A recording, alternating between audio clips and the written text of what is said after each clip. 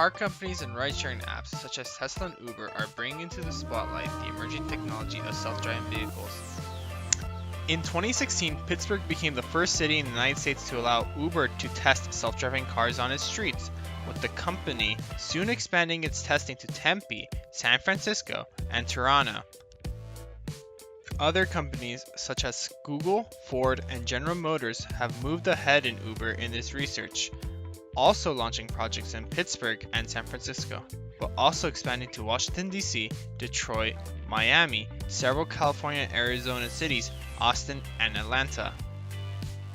Tesla started the craze of autopilot in everyday vehicles a couple years ago, and other companies have invested in the technology. Some examples include the 2018 Mercedes-Benz E-Class, 2018 BMW 5 Series, 2019 Volvo XC60, 2019 Audi A8, and the 2018 Honda Civic, a much more affordable and non-luxury vehicle.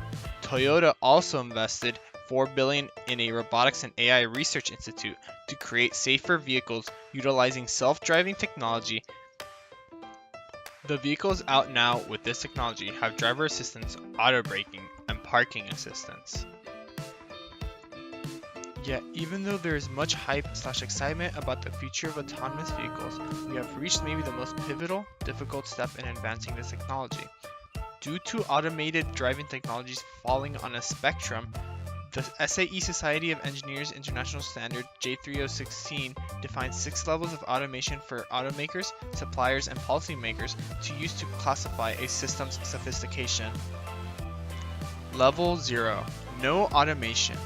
The system does not have any capabilities and the driver at the wheel steers, brakes, accelerates, and navigates traffic. Some examples are a 1967 Porsche 911 and a 2018 Kia Rio. Level 1. Driver Assistance. The system under certain conditions can control either the steering or the vehicle's speed, but not both simultaneously. The driver performs all other aspects of driving and has full responsibility for monitoring the road and taking control if the assistance system fails to act appropriately. Example: adaptive cruise control. Level 2. Partial Automation. The system can steer, accelerate, and brake in certain circumstances, whereas tactical maneuvers such as responding to traffic signals or changing lanes largely fall to the driver, as does scanning for hazards. The driver may have to keep a hand on the wheel as a proxy for paying attention. Examples include Audi Traffic Jam Assistance, Cadillac Super Cruise, Mercedes-Benz Drive Assistance Systems, Tesla Autopilot, and Volvo Pilot Assistance. Level 3. Conditional Automation. In the right conditions, the car can manage most aspects of driving, including monitoring the environment. The system prompts the driver to intervene when it encounters a scenario it can't navigate, but the driver must be available to take over at any time. Example: Audi Traffic Jam Pilot.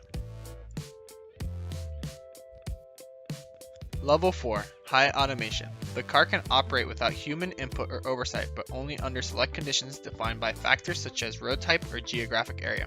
In a shared car restricted to a defined area, there might not be any, but in a privately owned Level 4 car, the driver might manage all driving duties on surface streets, then become a passenger as the car enters a highway. Example: Google's now defunct Firefly Pod car prototype, which had neither pedals nor steering wheel and was restricted to a top speed of 25 miles per hour.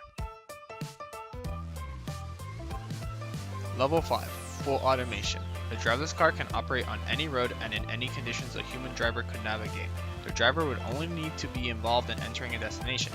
Example: not yet, but Waymo, formerly Google's driverless car project, is now using a fleet of 600 Chrysler Pacifica hybrids to develop its Level 5 tech for production. The pivotal change occurs between levels 2 and 3 when responsibility for monitoring the driving environment shifts from the driver to the system.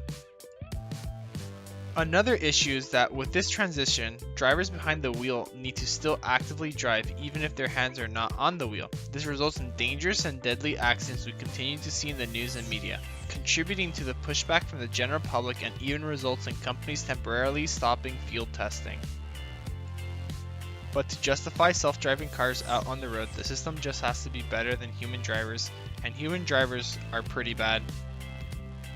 Average number of car accidents in the US every year is 6 million. More than 90 people die in car accidents every day. 3 million people in the US are injured every year in car accidents. Around 2 million drivers in car accidents experience permanent injuries every year. Every day, more than 9 people are killed due to distracted driving. This leads society to then think about whether the self-driving system should place some lives higher than others. Should it value the lives in the car higher than pedestrians? Should the system place a certain type of pedestrian, certain type of vehicle, etc. on a higher value? If a human was behind the decision, whatever way the driver reacted would be understood as a reaction, not a deliberate decision. It would be an instinctual panic move with no forethought or malice. But if a programmer were to instruct the car to make the same move, given conditions it may sense in the future, well, that looks more like premeditated homicide. These thought experiments are similar to the trolley problem.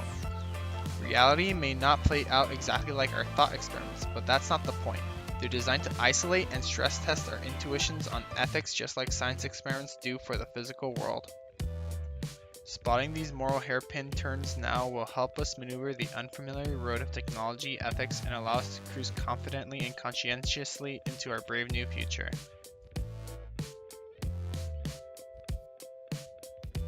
Oh no, and then at the end, once you freeze frame it and we talk about all of this stuff, and then you can just be like, Kalabunga, my dude! And I think that's it. I'm gonna add that sound effect in. Please do.